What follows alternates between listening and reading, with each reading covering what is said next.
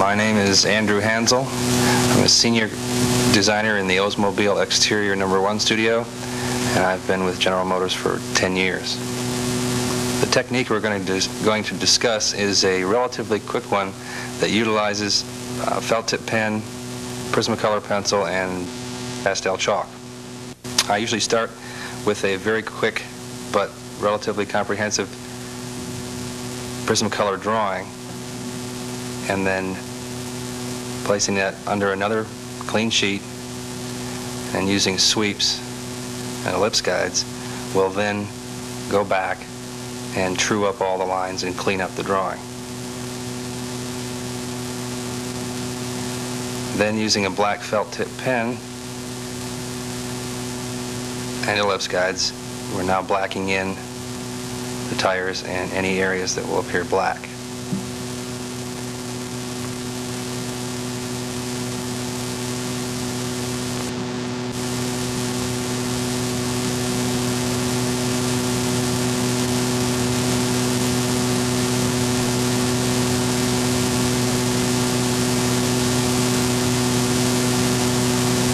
This is a relatively quick sketch technique, but it's also relatively comprehensive. Now I'm taking a finer felt tip pen and going back and cleaning up the very edges of the areas that have been blacked in.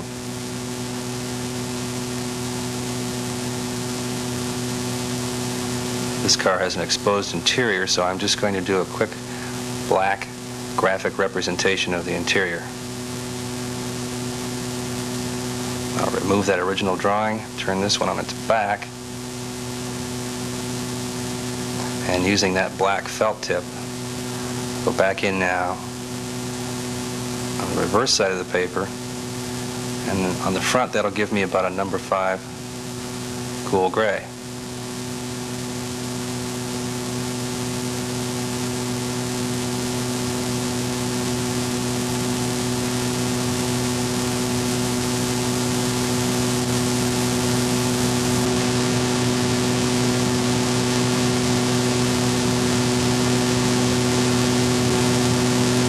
Using a black and a blue chalk mixed together with a cotton pad. Again, on the back of the drawing, very quickly, carefully, brush on the chalk to give a gradient to the surface.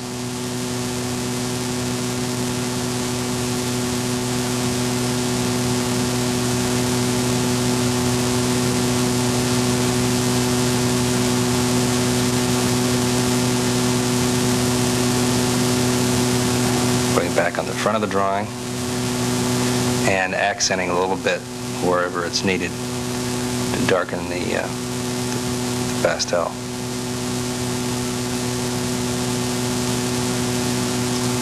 Here I'm using a Prismacolor, black Prismacolor pencil to just punch a few details into that representation of an interior.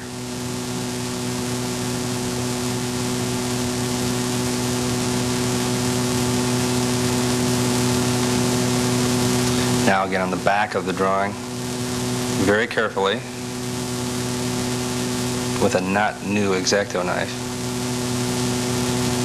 I'll cut a mask that will protect the background and any areas which I don't want to contaminate with chalk.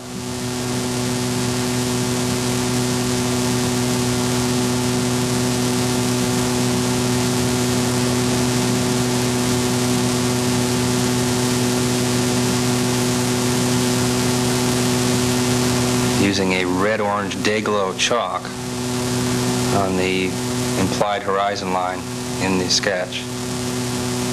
And that transition from warm to cool defines the form from the front of the car to the top of the car.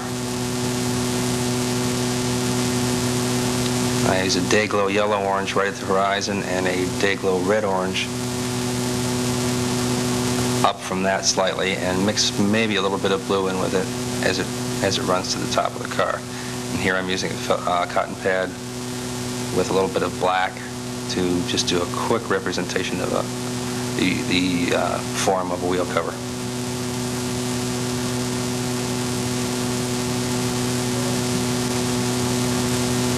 Don't throw those masks away, because sometimes you can go back and use them again.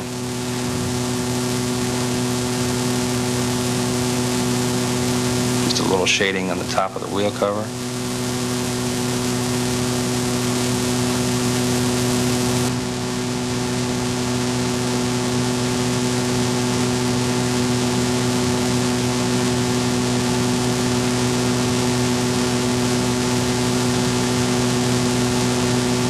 I'll go back with a Prismacolor pencil and a sweep and true up the cut lines.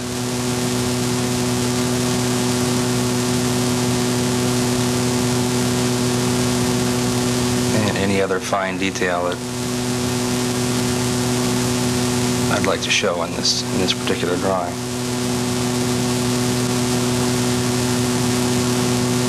Total time for this shouldn't be any more than about 2 hours, and the quickness and spontaneity of it really adds to the flash of the drawing.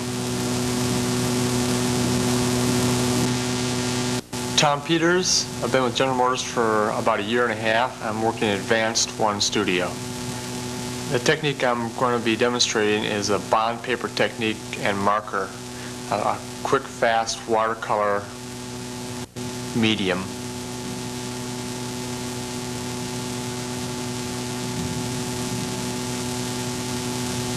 First of all, I'll start off with try to get a rough sketch developed, working out the form and keeping in mind the perspective.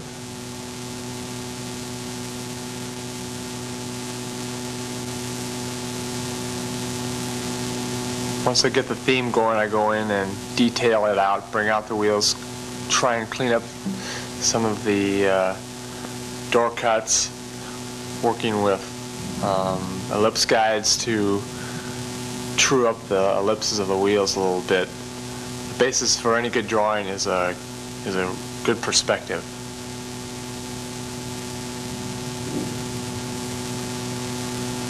I might rough in a background as I'm doing here to help emphasize give the car a little bit more depth, and a little scale, as well as interest.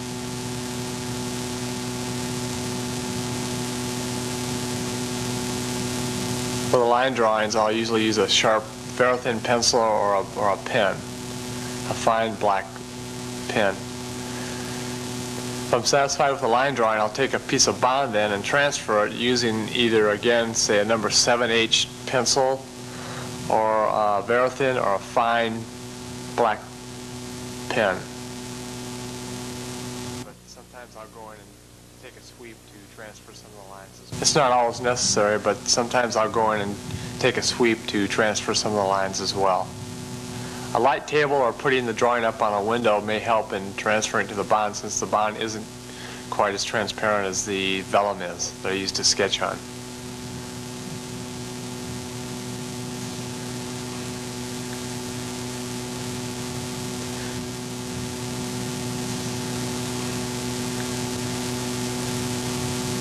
First, I'll test out some markers to see which colors I want and see kind of how they blend with each other before starting.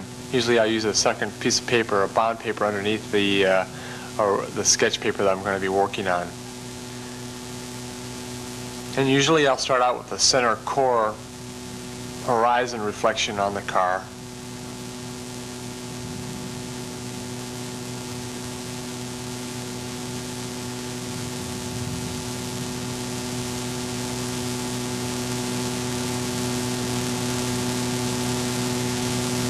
Keeping in mind the form and how I want to show it and get that message across. While the markers are still wet, if I want a blending effect, I'll go in and blend two colored markers. Again, keeping the form in mind.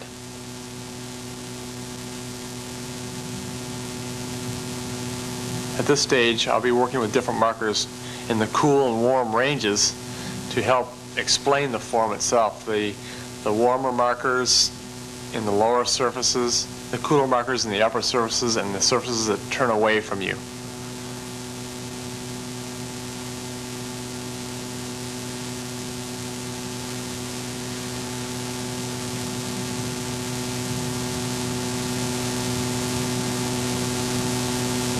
Using warm and cool markers, I'll go in and lightly go through the wheels, giving it a brushed aluminum effect. The reflections will be a little bit softer if you want an aluminum wheel, and more harder if you want a more high polished surface. Blending wet and wet markers works really well for this technique here. Very watercolory, very loose looking. You allow the character of the paper to bleed the marker out a little bit. Different papers work differently and react differently, and it's good to experiment with a number of different papers. Some papers vary from front to back as well. I like working in the round, so I'll start the car and get the basic feeling of the car, and then I'll go in and begin on the background. In this case, I've chose to illustrate an aircraft, an F-16, but sometimes I'll go in and do just a abstract background. It works just as well.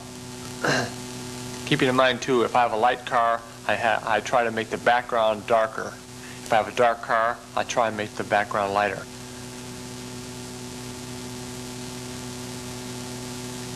So you have a contrast. Remembering too that the car should always be the primary object of importance in your sketch. Once I've got the side body pretty much filled in, I'll go in and put in the black last, because if you put black first and you go over with a marker, it has a tendency to bleed through.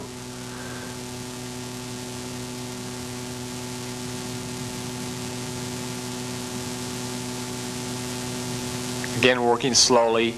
To build up dark colors, I'll start with a lighter color, for instance a gray. I'll start with, if I want to end up with a number 9 gray in the area, or I'm not quite sure, I'll start with a number 4, work up to number 6, and then a number 9.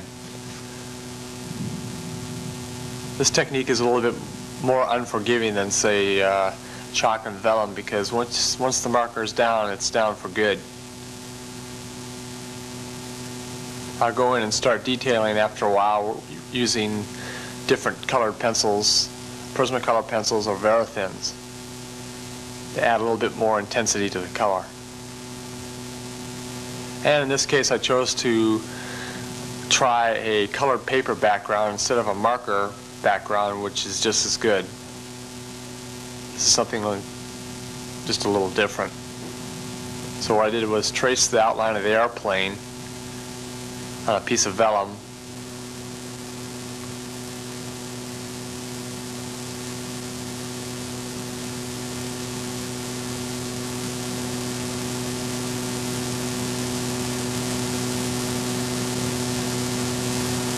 Very lightly spray it with some spray adhesive,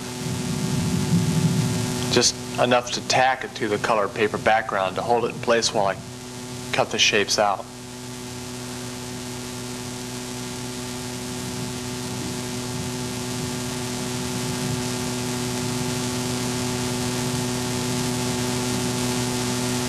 Using a real sharp number 11 blade, I begin to go ahead and cut it out. Once I've got the pieces that I want, I'll begin trying to place them on the drawing just to see how they fit.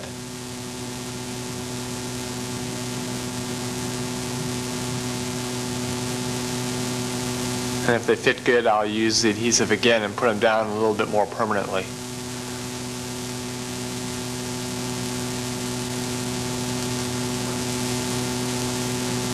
Then I'll usually go in and start tightening up the car in the background, again keeping in mind that most detail should be on the car.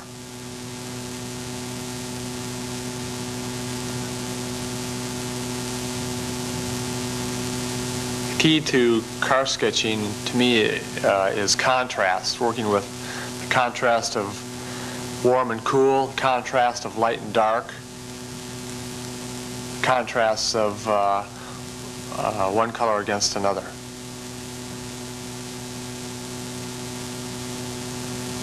final step usually involves just putting in the highlights with some gouache, keeping it at a minimum, just enough to give it a little bit of sparkle.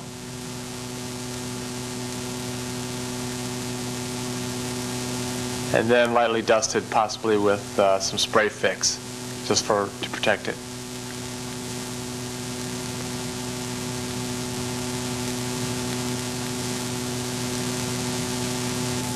Ed Welburn, assistant studio head in the Oldsmobile studio. I've been with General Motors for 11 years. The sketch that I'm going to do is a multimedia sketch done on vellum.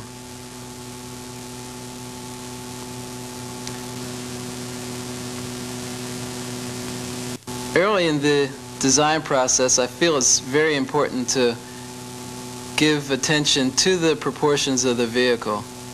The relationship of the hood to the deck, the way the length of the upper relates to the overall length of the vehicle. So I like to work in a side view of the automobile. To give a little interest to that side view sketch, I show a little bit of perspective. I show a little bit of the front end, a little perspective with the tires. Once I have found a view that I think will look good in the final sketch, then I do a good hard line drawing of that sketch.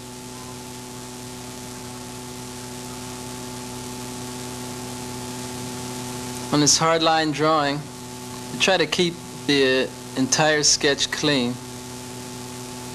all the vellum clean, because the chalk that I use later will pick up any marks that are put on the vellum. The vellum is rather sensitive.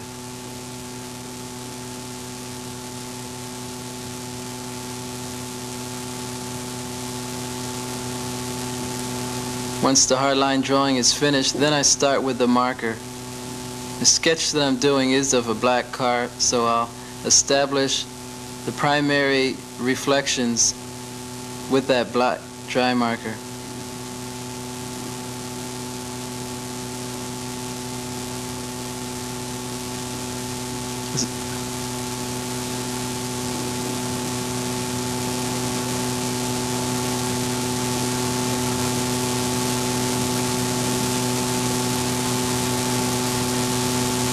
I mentioned that I use a little perspective even in the side view of the car.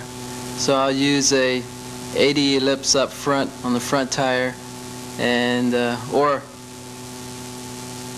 yes, an 80 up front and a 70 or 75 in the rear, giving the wheels a little perspective. And the marker, and a couple different markers on the tires to give them a little shape.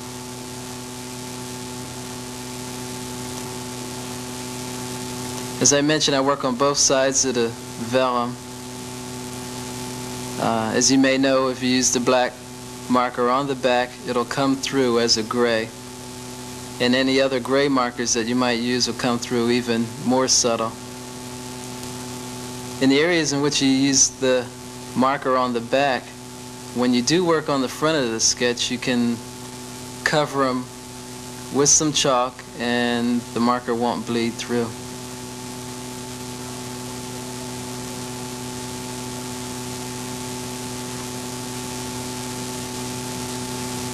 I use the back of the sketch as the foundation for that sketch. A lot of primary reflections are done back there. Not really the design of the car, but the shape of the car is established back there. And I work back and forth from the front to the back and then back to the front, further detailing the automobile. It's an example of using the back purely to shape the car. On this wheel disc, I'm not doing the actual design of the wheel disc on the back. I'm just establishing what the shape of that disc is. If it's a kind of rounded or if it's a kind of flat shaped wheel disc.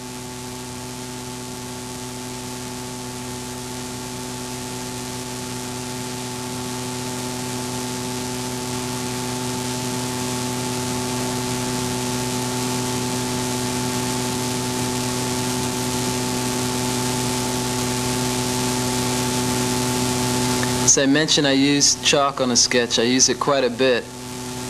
I apply it directly to the sketch, or I grind it into a powder off to the side, and then use a cotton swab or a litho pad to smear it onto the sketch. And it's my way of establishing some gradation in the color. I use blue quite a bit on the back of the sketch as a reflection of the sky tones.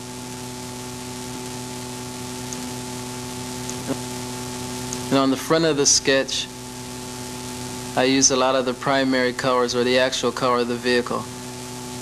This being a black car, I use a lot of black chalk on the front of the sketch.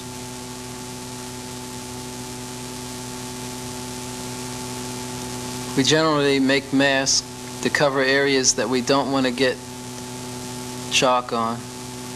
I try to keep off my masks simple. They're either just the edge of another sheet of vellum, or I will cut mask in the shape, or with the same sweeps that I use when drawing the sketch. Once I've put chalk in all areas, I'll put a little fixative on it just to secure it, and then I'll start with the pencil on highlighted areas.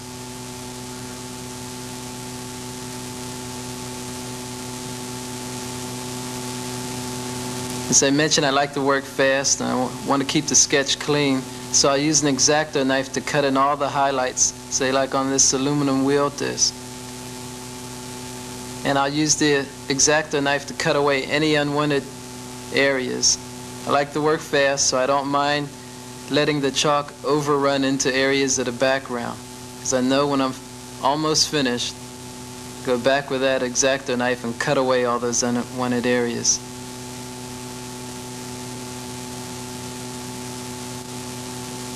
I find it to be a very fast way to do a sketch, and I think I can stay a little looser because I'm not concerned about getting chalk in the background.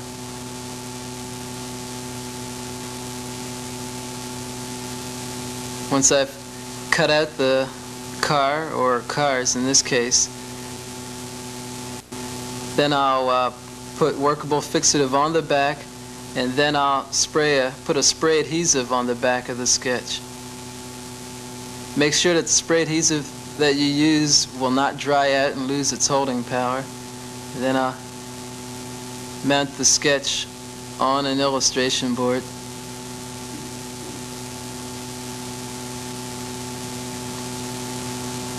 And make sure that the bond between the sketch and the illustration board is a good one.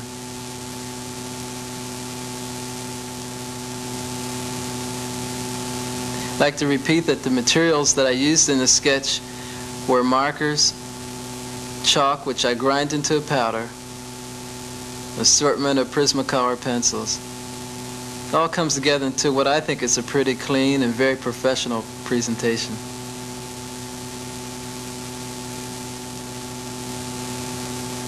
My name is Robert Menking. I've been with General Motors for 6 years, and I'm in Pontiac Exterior number 2. I start with a vellum sketch. This is markers on vellum. I then run blueprints from this sketch. Then I draw the design changes into these blueprints. The reason I run prints is that I can run several prints and then do several design changes very quickly. Now this technique works if you're doing graphic changes like tape stripes, in this case along a body wide molding, and you can do actual design changes in sheet metal. I haven't done this in this particular sketch, but these are all graphic changes. In the case of a sheet metal change, if you want to do that, you simply leave the area that you will be changing and doing design alterations. You leave that blank in the sketch and then draw into it in the blueprint.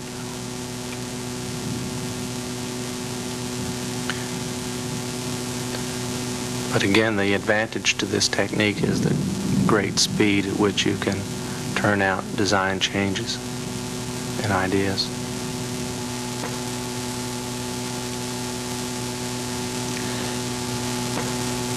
My name is William Quan. I've been with General Motors for 7 years.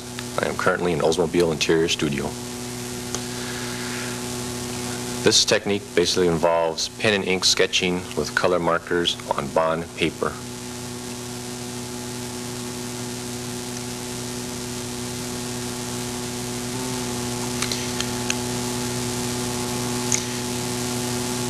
Usually I start out with bond paper that I have taped together,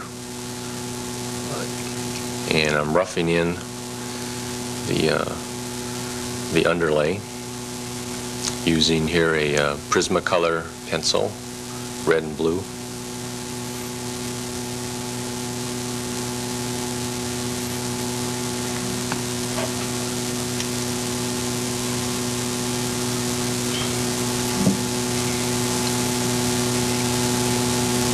At this point I make the adjustments for proportion and perspective, and when I have arrived at something that comes pretty close, I start inking in the critical lines.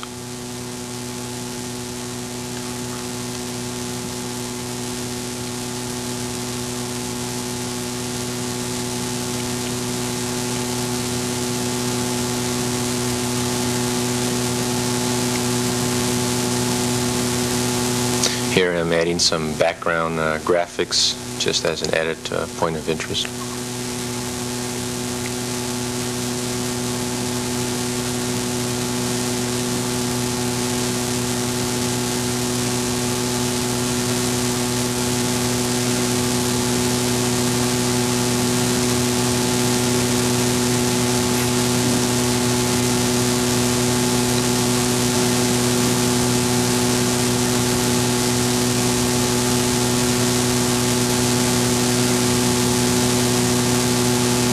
And then for my finished piece of work, I tape together 2 more pieces of large bond paper and place it over the underlay for the final tracing.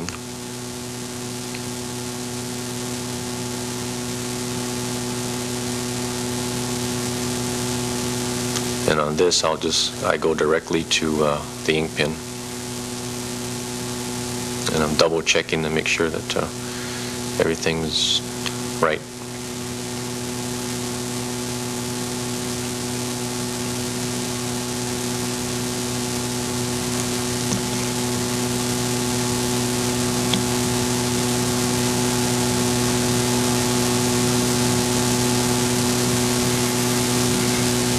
Here I like to use a Pentel rolling writer ink pen.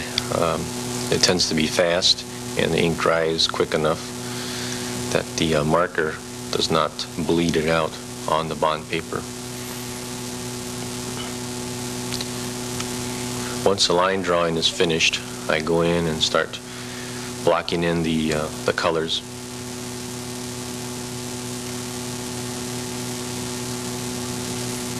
Once I choose the area in which the light source starts from, then I adjust my colors and shading accordingly.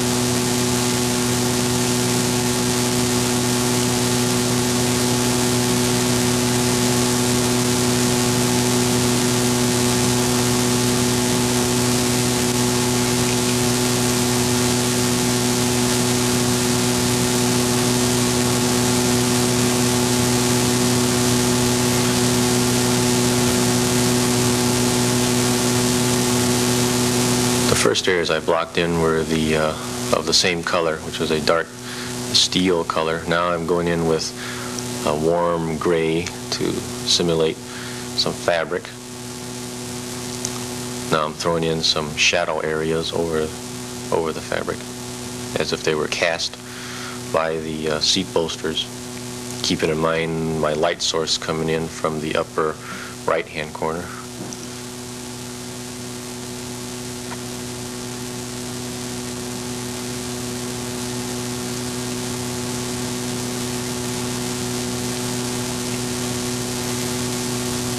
Now I'm adding some background colors as you would see them through the glass area. It's more of a graphical form just to offset the rendering from the background.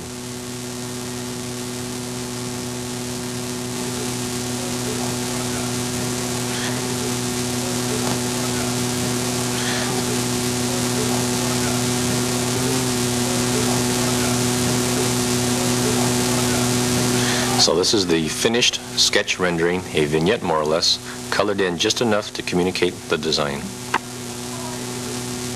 My name is Silvia Ramos, and I've just completed my first year with General Motors design staff in the Buick Interior Studios. This rendering of the molded seat concept was done with marker and white highlight pencil with the use of 8.5 by 11 bond paper. The first stages of my rendering begins with a day of concept sketching, which involves 25 to 30 sheets of 8.5 by 11 to get as many concepts as I can. I try to generate as much as 50 to 60 different concepts using a Pilot fineliner pen and white pencil just for highlights. I try to retain a loose and sketchy quality in these thumbnails. Not much time is spent on them.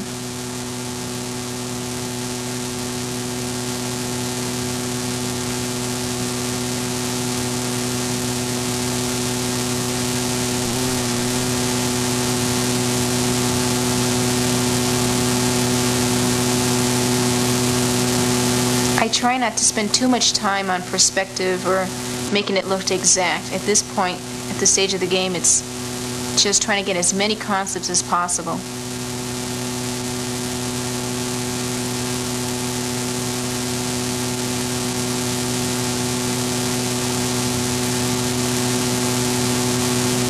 And as you see, there's maybe 2 or 3 different sketches or ideas that are placed on one drawing.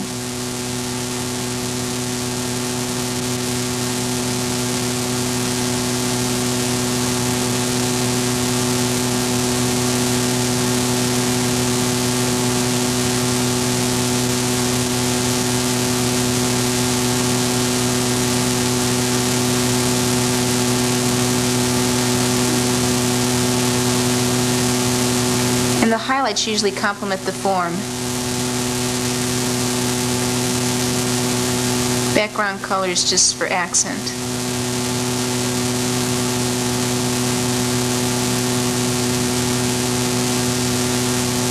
And I try to avoid the use of color, too much color, because then it becomes too muddy or too over-rendered.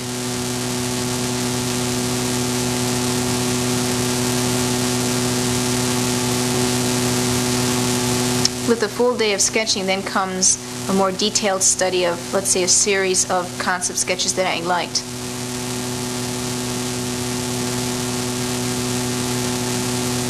The sketch is much larger, and with that I pay much attention to certain details, and in this case with this seat it would be a pocket in the back of the seat that folds down the pivot point of the seat and the headrest.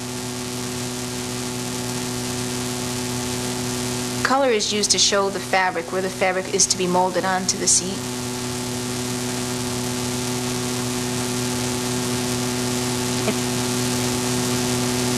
And finally, the white is used as a highlight. The color of the paper is used primarily to represent the color of the seat. And then I go to the far end of the scale of the whites, or the light colors, to show the highlights, and the darks to show a shadow.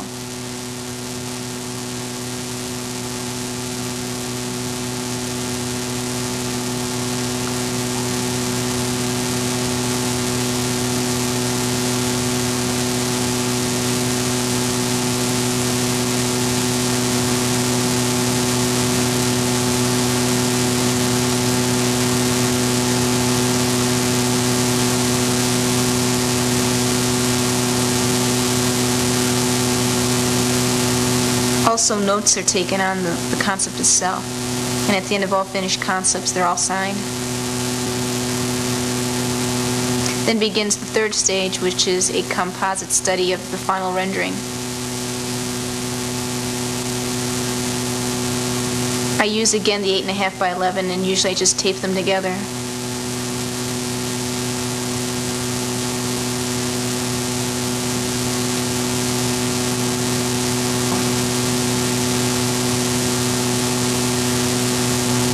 I begin with the underlay drawing, and that's with a white Prismacolor pencil. I feel that a finished rendering should give the viewer as much information as possible, and in this case, as much information on the seat, so that there's no question, there's no doubt in his mind what this seat has, what features it has, what it looks like, what color fabric, what areas or sections of fabric are to be used.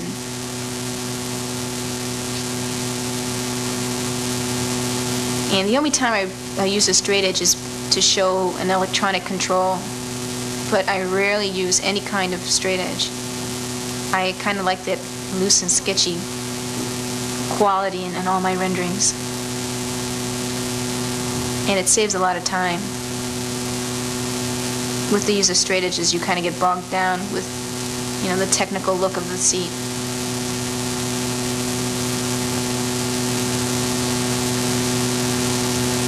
And the last stage is the white highlights to give some dimension to the seat itself or to the rendering.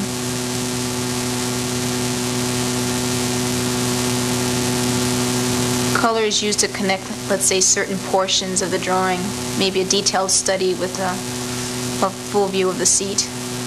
In this case, it's the front view with the headrest.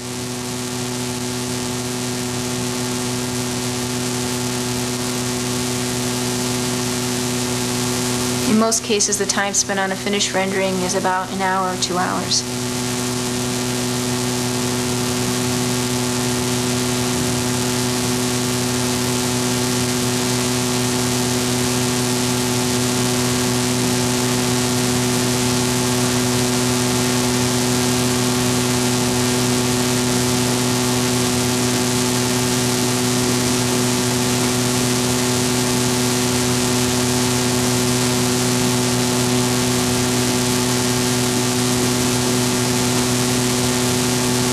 I'm John Albert. I've been with GM Design since 1976. I work in Pontiac Interior Studio.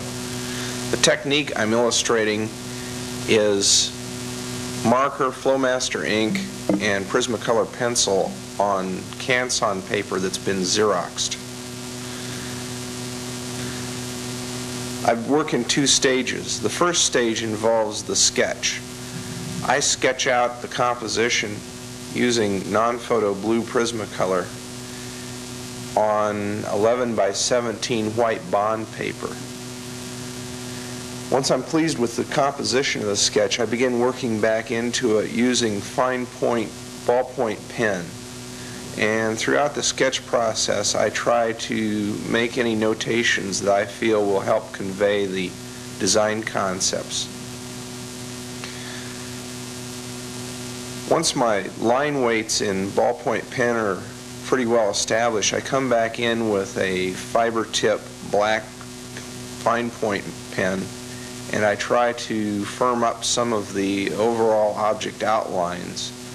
This gives a nice variety of line weights, and it helps point out some mechanical details and design details that I'm trying to establish throughout the sketch.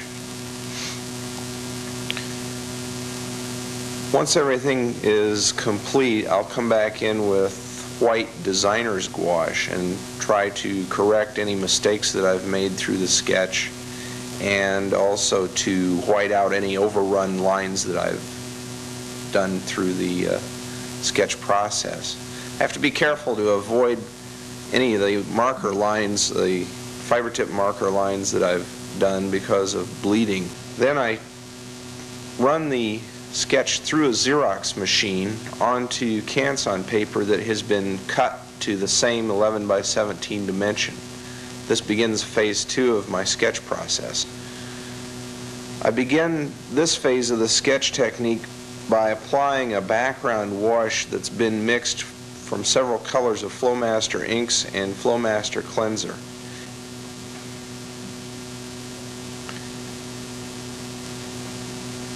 I apply these using a colithopad that's been soaked in Bestine.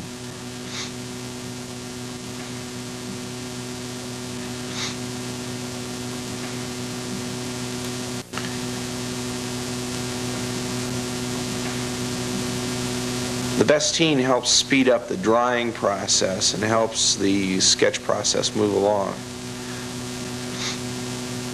Once I'm pleased with the background wash that I've built up, I come back in with colored markers.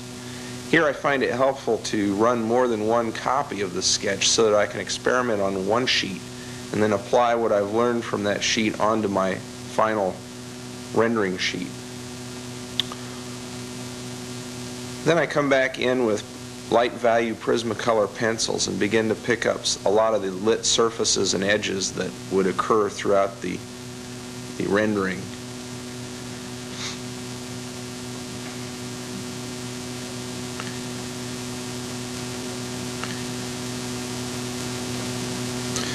I find that contrast works well in areas that I want to call attention to. Here I'm using a red Prismacolor pencil, which really pops out against that blue background that I'm working on.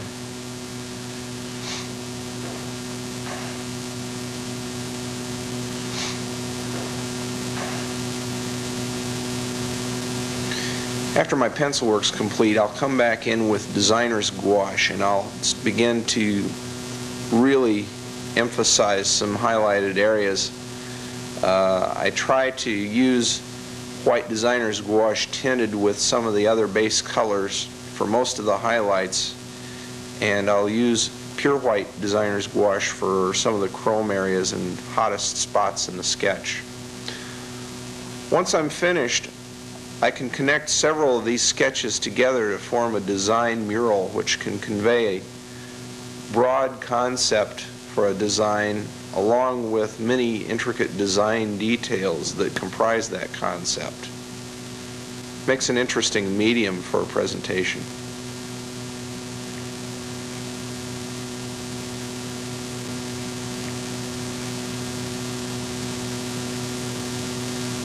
My name is Preston Brunning, and I work in advanced vehicle concepts, and I've been with General Motors for approximately 20 years. The technique I use is bond paper with dry marks and a little bit of light and dark values on medium tone paper. I'm starting to lay in the basic car at this point, and I'm going to go with the darkest values first of add marker ink. I'm laying in the ground shadow and a little bit of the tire. Everything that's the darkest in value is going in first. I find it helps to get the whole car roughed in a hurry and then work on details after that. So I'm basically outlining the car. I decided early in the game to make the car have a dark black top and a silver side. So right now I'm laying in the reflection values in the top surface of the car.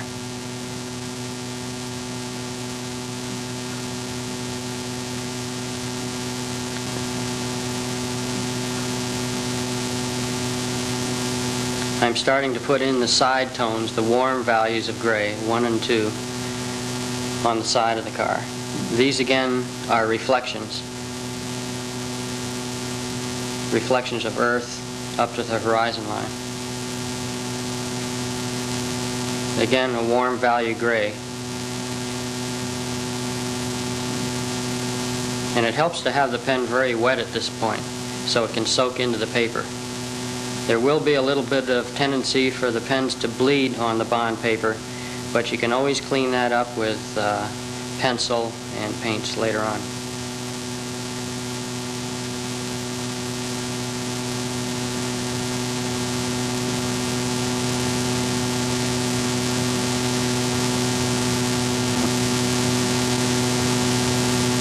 I'm putting in the reflection on the front end, and also now in the glass area I'm using warm and cool values in there.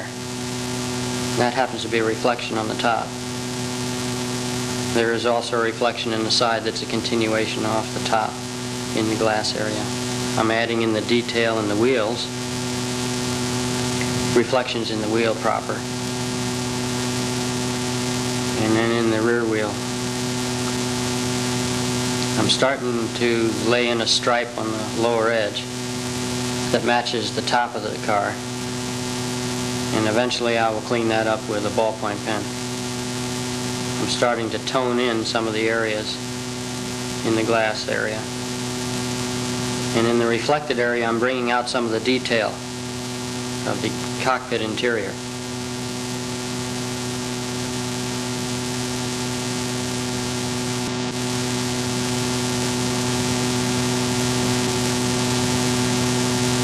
A little bit of the instrument panel will show in that area.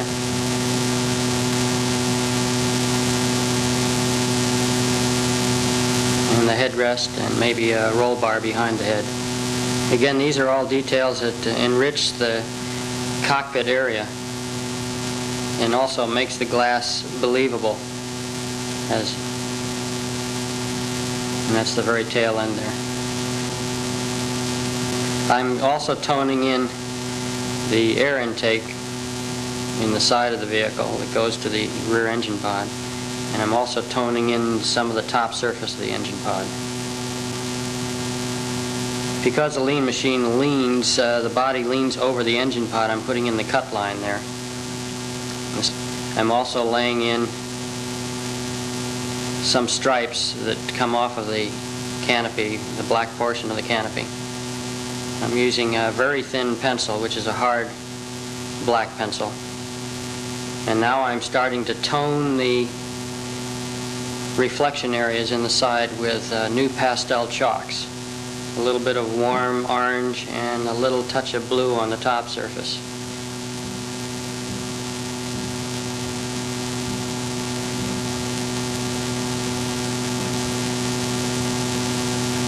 And here you can see the blue that's been rubbed in over the top of the engine pod. Also helps define the light source area. I'm using white pencil now to pop out the highlights and also the very front edge where it picks up the light. Since it is a medium gray paper, the white helps to bring out the shape more. A little bit of detail in the cockpit area again. I'm using a very black ink.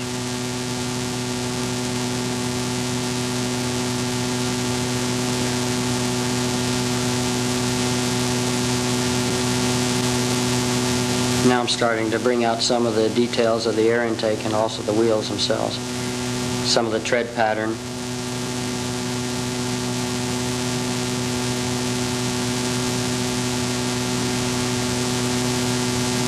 And then I'm writing lean machine on the side of the cockpit there as part of the stripe motif.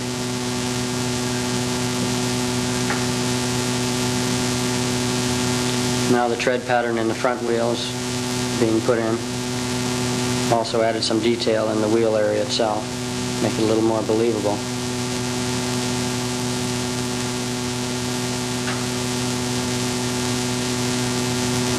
A little suggestion of the side of the tire with a very thin pencil.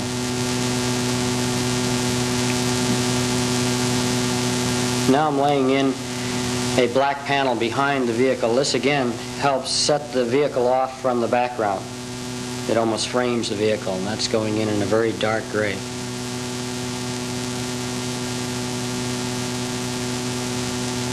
And I'm stopping the dark value just shy of the vehicle so that it almost appears like a white line around the top edge of the vehicle.